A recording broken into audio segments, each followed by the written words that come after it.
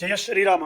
ప్రపంచ యాత్రికుడు నా అన్వేషణ అని చెప్పుకుని ఈ పనికి మారిన సన్యాసి గత 2 రోజులుగా చేస్తున్నటువంటి విమర్శలు ఏవైతే ఉన్నాయో గరికపాటి వారిపై లేదా హిందూ దేవాలయాలపై, హిందూ దేవతలపై ఏవైతే అసభ్యకరమైనటువంటి వ్యాఖ్యలు చేస్తున్నాడో, సరే ఇది కాస్త పక్కకు పెడితే అంతకంటే ముఖ్యంగా ఇతడు ప్రమాదకరమైన దేశద్రోహిగా మారుతున్నాడు.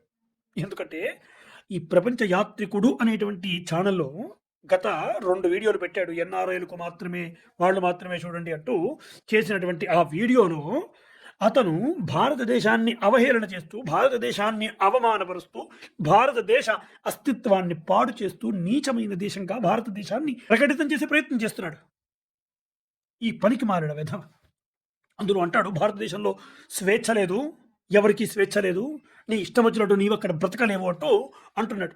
ఏంటి స్వేచ్ఛ లేదా? ఒరే పనికి మారిన సన్నాసి, భారతదేశంలో స్వేచ్ఛ ఉందా లేదా అని మతం మారి హిందూ పేర్లతో రిజర్వేషన్లు పొందుతూ, ఇక్కడ ఉన్నటువంటి హిందూ దేవతల్ని తిడుతూ, అదే హిందువులను మతం మారుస్తూ, ఇక్కడ దేవతలను అవమానపరుస్తూ సజావుగా స్వేచ్ఛగా తిరుగుతున్న వాడిని అడుగురా, భారతదేశం ఏమైనా నీకు ఇబ్బంది పెడుతుందా నిన్ను అని. లేదండి, వేరే దేశాల్లో అయితే తాట తీసి అక్కడికక్కడే తల తీస్తారుగా, మాకు ఇక్కడ స్వేచ్ఛ, మాకు ఇక్కడే స్వేచ్ఛ అని చెప్తాడు. వాడిని అడుగు స్వేచ్ఛ అంటే ఏంటో తెలుస్తుంది నీకు. ఈ దేశంలో ఉంటూ, ఈ దేశ ప్రధానమంత్రిని తిడుతూ, ఈ దేశాన్ని అవహేళన చేసే వాళ్ళని అడుగురా, స్వేచ్ఛ గురించి వాళ్ళు చెప్తారు. ఇలాగే మిడిల్ ఈస్ట్ దేశంలో వాగితే ఏమవుతుందో తెలుసుగా నీకు, అక్కడికక్కడే తల తీస్తారు. మాకు భారతదేశమే స్వేచ్ఛ ఇస్తుంది అని చెబుతారు. ఏంటి ఇక్కడ ఇది రేపుల కంట్రీయా? రేపుల కంట్రీ భారతదేశం అని చెప్తావా? సిగ్గుందా నీకేమైనా? నువ్వు ఏదైతే అభివృద్ధి చెందాయని చెబుతున్నటువంటి దేశాల గురించి మాట్లాడుతున్నావో, ఆ దేశాల్లో ఒక్క అమెరికాలోనే గత సంవత్సరం 40,000 మాస్ షూటింగ్స్ జరిగాయి. 40,000 మందిని చంపేశారు. 18 ఏళ్ళు నిండిన స్టూడెంట్స్.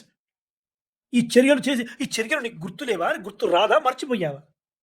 డ్రగ్స్ మత్తులో రోడ్డు మీద డ్రగ్స్లను శరీరంలో ఇంజక్షన్లు గుచ్చుకుంటూ రోడ్లపై తిరుగుతూ దొరిలేటువంటి సంఘటనలు నీవు చూడలేదా? మర్చిపోయావా?